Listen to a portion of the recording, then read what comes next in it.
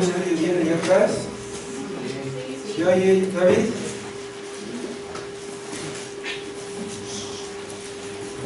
Por favor, busquen en Génesis.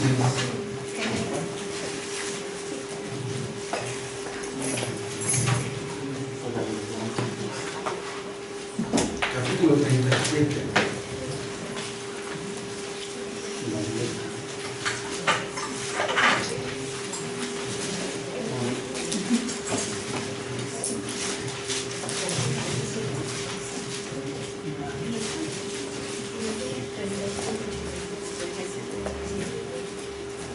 Empezamos en el 1.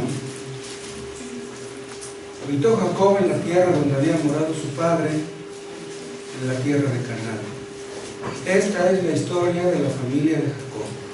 José, siendo de edad de 17 años, apacentaba las ovejas con sus hermanos, y el joven estaba con los hijos de Bilha y con los hijos de Zilpa, mujeres de su padre, e informaba a José a su padre la mala fama de ellos.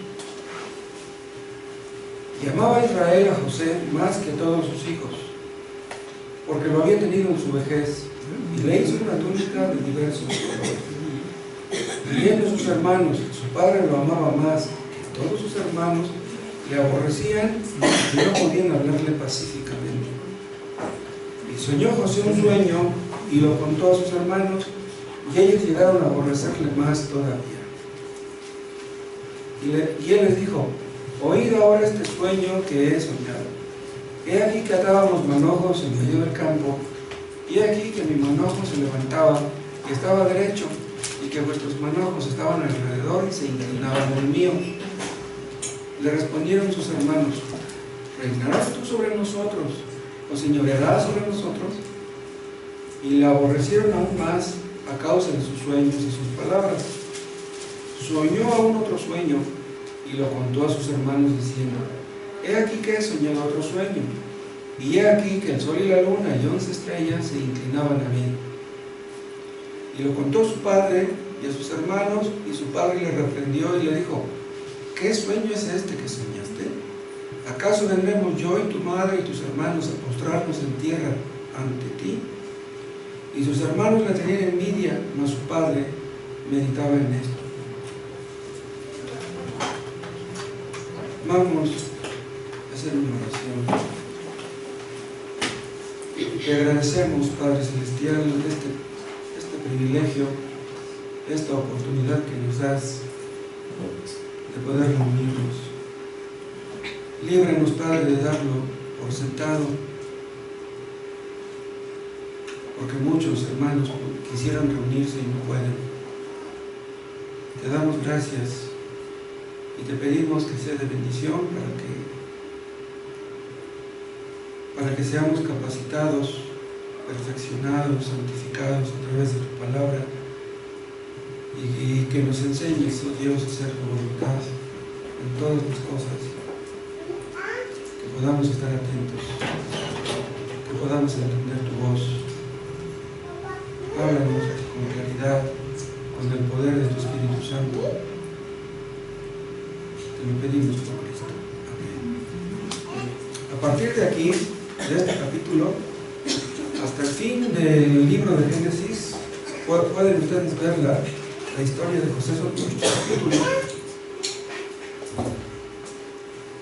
En los capítulos anteriores vemos la historia de Jacob. Vimos algo acerca de la historia de Jacob, ¿se acuerdan? Jacob cometió muchos errores, pero José cometió muy pocos. Parece ser que José aprendió más pronto que Jacob sus lecciones. Dios siempre está tratando de enseñarnos algo. Muchas veces no nos damos cuenta. Estamos tan metidos en la vida diaria, en nuestros quehaceres, ocupaciones, que no vemos la mano de Dios que está tratando con nosotros. José era un jovencito, pero Dios trató con él duramente, fuertemente. ¿Y sabe por qué Dios lo probó tan fuertemente, tan duramente? Porque pensaba usarlo. O sea, Dios no trata igual con todos los creyentes. Dios trata de una manera más intensa a los que piensa probar más, los que piensa usar más adelante. Cuando lo metieron en aquella cisterna, ¿se acuerdan? Estaba bien jovencito. ¿Cómo se sentiría después de sus sueños? Pero él no entendía que la mano de Dios estaba incluso en ese hecho, ¿no? De que lo metieron en la cisterna. Después lo vendieron como esclavo, llegó a la casa de Potifar. El hecho de ser esclavo obviamente tampoco le ha de haber gustado, pero pues esa fue otra prueba. Bueno, pues en la cisterna y en casa de Potifar aprendió mucho.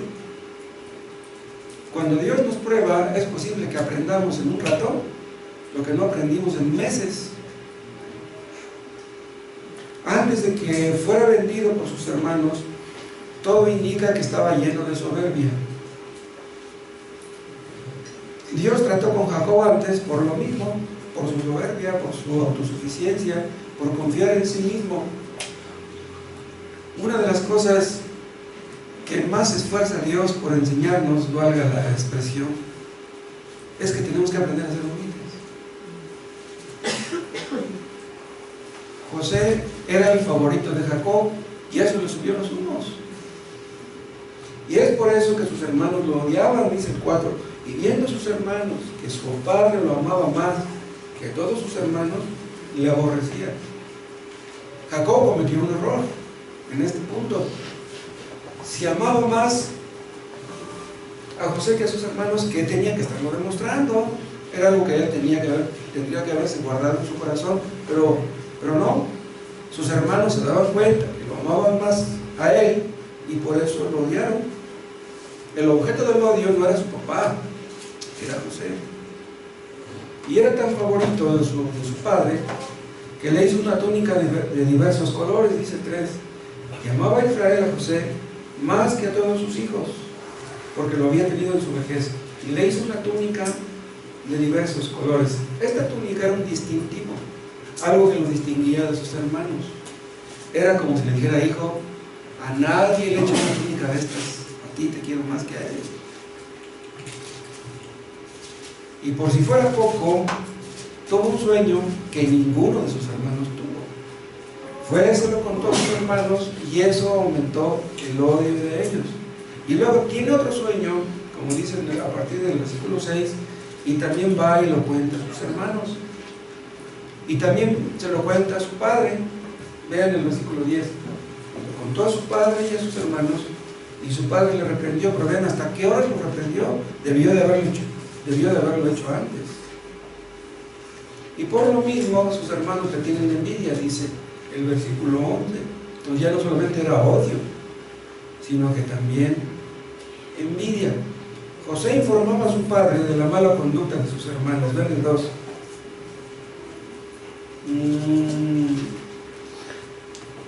37:2. Esta es la historia de la familia de Jacob. José, siendo de edad de 17 años, apacentaba las ovejas con sus hermanos, y el joven estaba con los hijos de Bila y con los hijos de Zilpa, mujeres de su padre.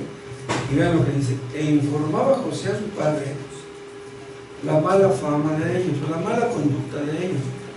Esto no era prudente, esto no era sabio. Un cristiano no debe ser soplón, ¿sí? Eso tampoco significa que debemos ser cómplice de los errores ajenos o de los pecados ajenos, pero necesitamos mucha prudencia. Habrá ocasiones en que sea mejor callar.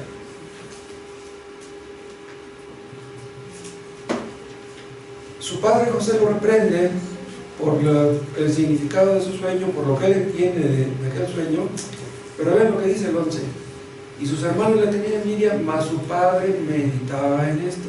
Quiere decir que su padre estaba pensando: tal vez Dios quiere decirle algo a mi hijo a través de sus sueños.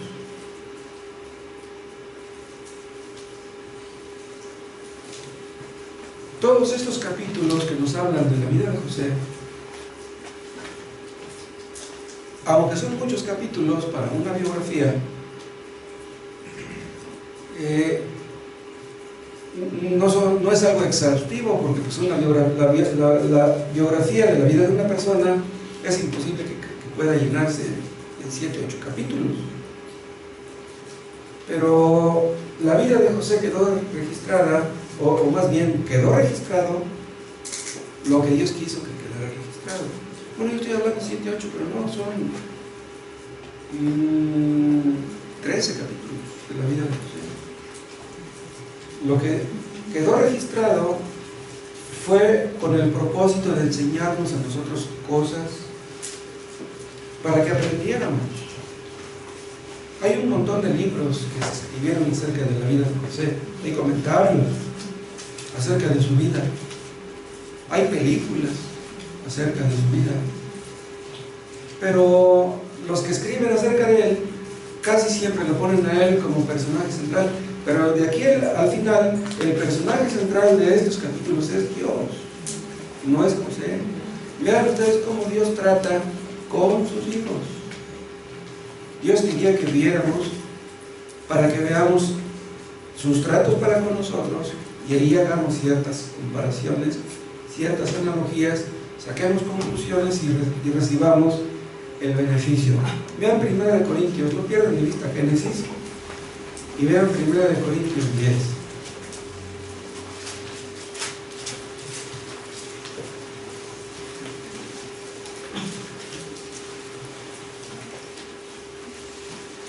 ¿Ya lo tienen?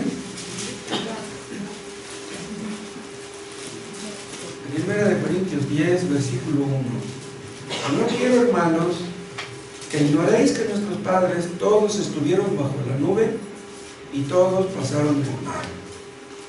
Aquí nuestros padres hablan de sus antepasados, ¿no? Pero ahora pasen al versículo 6.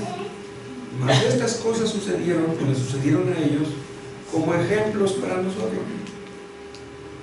Vean cómo dice, sucedieron como ejemplos. Entonces Dios quiere que nos reflejemos en aquellos ejemplos. Hay otra traducción que dice, sucedieron como figuras. Pero vean, esto significa que las narraciones históricas, como en este caso vamos a ver, no son novelas, no son cuentos, no son mitos, son realidades, y que Dios quiso que aprendiéramos de ellas. Tenían un propósito divino. Entonces vean, cada palabra que estamos viendo fue escogida por Dios, no por Moisés. Esta es palabra inspirada por Dios. Aquí en la vida de los patriarcas vemos muchas verdades ilustradas. ¿Entienden ustedes lo que significa la palabra ilustrar o de una ilustración?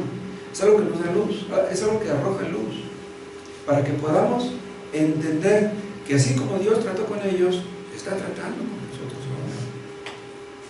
Entonces, cuando ustedes lean la vida de estos patriarcas, antes de leer, pregúntenle a Dios qué es lo que Dios quiere decirles a ustedes cuando están leyendo. No se trata simplemente de que aprendamos en cabeza ajena. No, quiere decir que entendiendo lo que estamos leyendo, recibimos provecho, un beneficio espiritual. No es algo simplemente mental. Por ejemplo, si ustedes leen Don Quijote de la Mancha, es un buen libro, obviamente, pero no se compara con esto. Don Quijote es una novela. Es algo que no ocurrió realmente. Aunque no todas las novelas podemos decir que sean falseadas, como Don Quijote, ¿no? Hay novelas que están basadas en realidades. Pero si ustedes leen aquí, van a obtener beneficios espirituales. Si ustedes leen Don Quijote, van a obtener beneficios, pues no sé de qué otra índole, ¿no? Estas lecciones que aprendió José, es posible que tengamos que aprenderlas nosotros también. Ya vimos la historia de Jacob hace poco, y leyendo la historia de Jacob aprendemos lo que no debemos hacer, pero leyendo la vida de José aprendemos lo que sí debemos hacer. Si fuéramos a resumir la vida de José, diríamos que su vida fue exitosa, aunque en un principio no lo parecería. En un principio, cuando lo metieron sus hermanos a la cisterna, todo indicaba que las cosas iban a terminar muy mal, pero terminaron muy bien. Vean ustedes, nunca debemos prejuzgar. Si ustedes ven a un hermano que está sumido en una grave aflicción, no debemos prejuzgar, como hicieron los amigos de Job. Los amigos de Job prejuzgaron a Job, pero ellos estaban equivocados. Porque si nosotros vemos a un hermano afligido, podríamos pensar, este hermano está sufriendo porque anda mal. Dios lo tiene metido en esos problemas porque Dios lo quiere corregir de algo que está haciendo mal. Nunca debemos concluir eso. Lot cometió muchos errores. Acuérdense, también hemos analizado la historia de la vida de Lot. Cometió tantos errores que todo indicaba que él no era un cristiano verdadero, pero Santiago dice en su epístola que lo era. Es increíble, tantos errores que cometió él, pero era un cristiano verdadero. En todo caso, los fracasos que ustedes pueden ver en los patriarcas deben de servirnos como advertencias para que no cometamos los errores que cometieron ellos.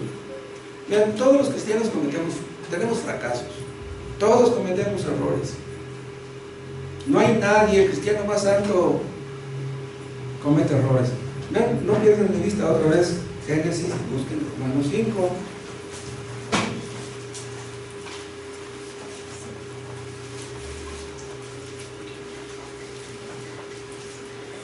Al final de Romanos 5:2 habla de que nos gloriamos en la esperanza de la gloria de Dios. Esta palabra gloriamos quiere decir nos jactamos o nos gozamos, ¿sí? Nos gloriamos en la esperanza de la gloria de Dios. O sea, la esperanza del creyente no es algo incierto, no es algo vago, es algo seguro. O sea, esperamos ir a la gloria. No tenemos ninguna duda de que estaremos ahí, habiendo creído en Cristo como nuestro Salvador, no hay duda. Pero vean lo que dice el 3. Y no solo esto, o sea, no solamente nos gozamos en la esperanza de ir a la gloria, dice, sino que también nos gloriamos en las tribulaciones.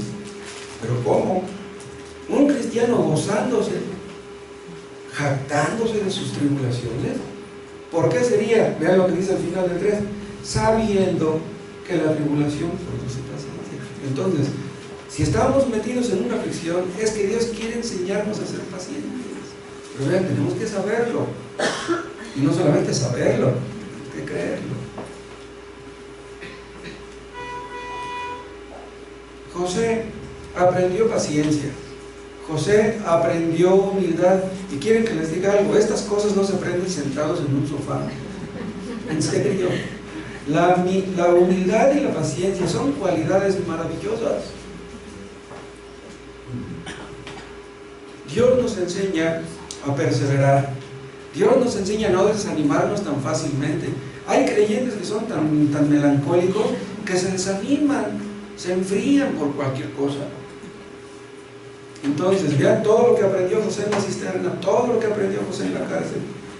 Que Dios nos enseñe esto a nosotros sin que tengamos que estar en una cisterna y sin que tengamos que ir a la cárcel. Otra cosa, las narraciones históricas como esta que vamos a empezar a ver no enseñan doctrina directamente, pero la ilustran. Es exactamente lo que pasa con las parábolas. Las parábolas no enseñan doctrina directamente, pero la ilustran. O sea, podemos ver la doctrina metida, entretejida en las parábolas y en las narraciones históricas. ¿Se acuerdan cómo termina la historia de José? Ya cuando se revela a sus hermanos, les dice, ellos estaban bien afligidos, y les dice, ustedes pensaron el mal contra mí, pero Jehová lo encaminó a bien. Vean, esto habla de la soberanía de Dios, una de las doctrinas más importantes de la Biblia. Dios sacó bien del mal que los hermanos de José trataron de hacerle. Pero vean, dice, Dios lo encaminó a bien. Dios no hace eso con todos. Aquí pueden ver ustedes la soberanía de Dios. Hay hombres que van a una cisterna y que van a una cárcel y que se suicidan en la cárcel. ¿Sí? Hay hombres que no aguantan. Un hombre tímido, un hombre cobarde, que va a dar a la cárcel y empieza a ser el objeto de la burla de los que están ahí. ¿Se imaginan cómo se siente esa persona? Pues le darán ganas de morirse. Pero José no era de esta clase. ¿Por qué? Porque Dios estaba con él. Aquí pueden ustedes ver la soberanía de Dios. Las pruebas, las aflicciones benefician a los escogidos. A los que no son escogidos, los truena. En la Biblia podemos ver de muchas cosas horribles. Por ejemplo, lo que le hicieron sus hermanos a José de meterlo en la cisterna, eso fue horrible. Como los hermanos se confabulan en contra de su propio hermano para eso. Y ellos pensaban, si ahí en la cisterna se mete un animal y lo devora, pues ni modo. La Biblia habla de cosas horribles, pero escuchen, Dios no es cómplice de esas cosas horribles. Abraham se enredó con Agar. ¿Era la voluntad de Dios que se enredara con ella? No. Esa fue una idea de Sara, pero Sara le falló la fe, y lo mismo que Abraham. Y vean, los mormones se agarran de los polígamos del Antiguo Testamento para justificar su poligamia. Eso es absurdo. Si José hizo algo malo, ¿sí?, yo no voy a justificar lo malo que él haya hizo. Pues al fin que José lo hizo. Jacob, ¿cuántas tranzas hizo? Entonces vamos a cometer los errores de Jacob. Rahab mintió, entonces yo debo mentir. Sansón se casó con una filistea, entonces yo me puedo casar con una inconversa. No, fueron errores que ellos cometieron. Los personajes históricos de la Biblia son personas imperfectas, que el cristiano no lo es. Las cosas que están aquí narradas en las narraciones históricas son selectivas. Dios escogió cada detalle, cada punto, lo que deberíamos de haber aprendido, lo esencial, lo que le pareció conveniente. Lo que tenemos que hacer nosotros es escudriñar las Escrituras. Necesitamos meditar. O sea, entender la palabra de Dios cuesta trabajo, pero el que paga el precio aprenderá y entenderá. Hemos hablado de personas que tienen 30 años leyendo la Biblia y no entienden nada. Hay personas que no entienden ni siquiera lo que es la fe verdadera, la diferencia entre la fe verdadera y la fe falsa, no lo entienden. Estas narraciones, como la de José y todas las narraciones históricas, tal vez susciten en nosotros ciertas dudas y no nos las contesten. Pero las respuestas a nuestras dudas están en la Biblia, en otras partes, no ahí, pero sí en otras partes. No debemos conformarnos con leer nada más ciertos libros favoritos, debemos leer toda la Biblia. José tuvo prueba tras prueba, pero la mano de Dios estaba detrás de todo el asunto.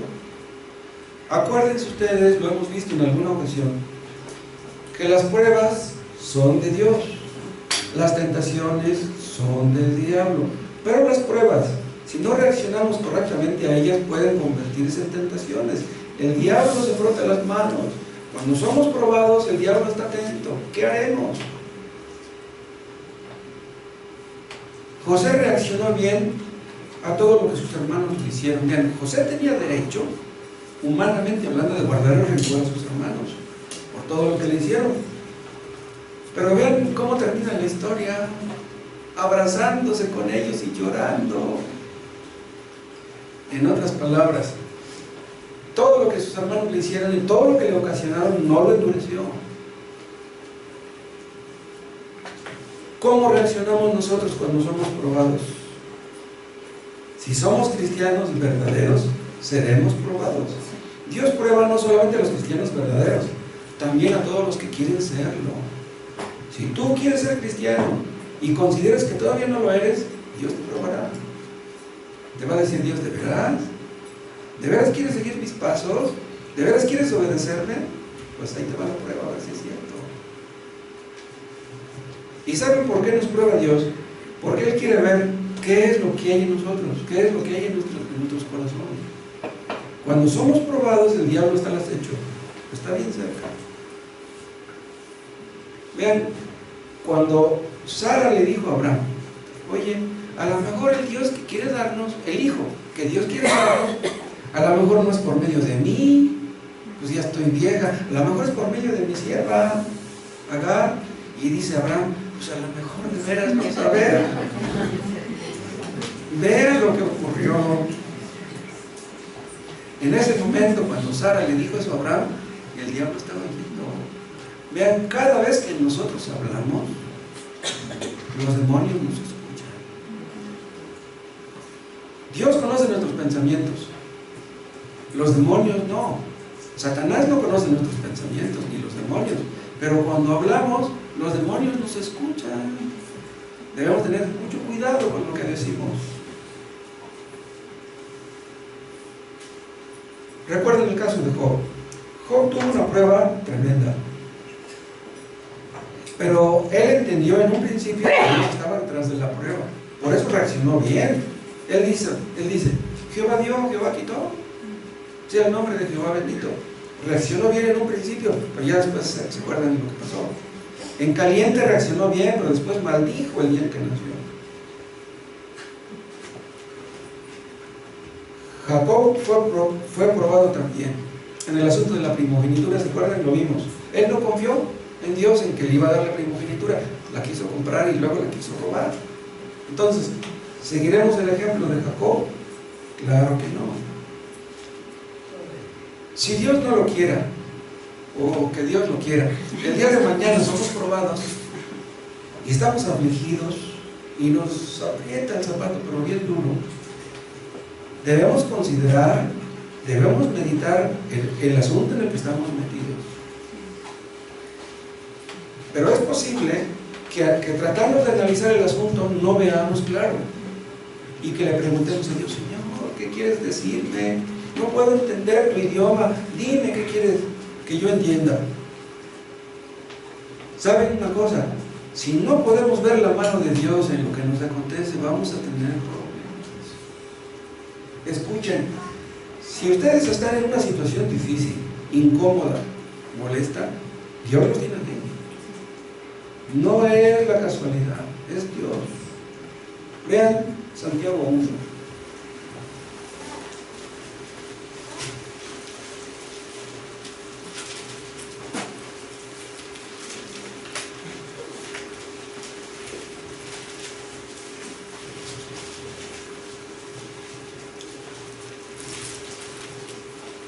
Santiago 1, vamos a leer a partir del versículo 2. Hermanos míos, tened por sumo gozo cuando os halléis en diversas pruebas. Vean, en una prueba tremenda estaba José. Imagínense a José leyendo este texto, que no podía. Imagínense. Hermanos míos, tened por sumo gozo cuando os halléis en diversas pruebas. ¿Entiende lo que significa la palabra sumo? Un gozo muy grande. Pero ¿cómo, si estamos siendo probados y afligidos, cómo tener un gozo muy grande? Porque dice después, sabiendo, dice el 3, que la prueba de vuestra fe produce paciencia. Pero vean, sabiendo. Porque si ustedes no saben que esa prueba es para su bien y que van a tener paciencia, ustedes no van a poder tener ni sumo gozo, ni siquiera gozo. ¿Sí? Las pruebas que Dios nos manda siempre tienen un buen propósito. José estaba en la cisterna porque esa era la voluntad de Dios. Ustedes dirán, pero entonces no era la intención de sus hermanos, no eran culpables. Sí, vean la soberanía de Dios y la responsabilidad humana. José estaba en la cisterna porque Dios quería que estuviera en la cisterna, y eso no niega la responsabilidad que sus hermanos tenían. José traicionó a Cristo. Judas Iscariote traicionó a Cristo porque Dios quería que lo traicionara, pero eso no quita la responsabilidad de Judas.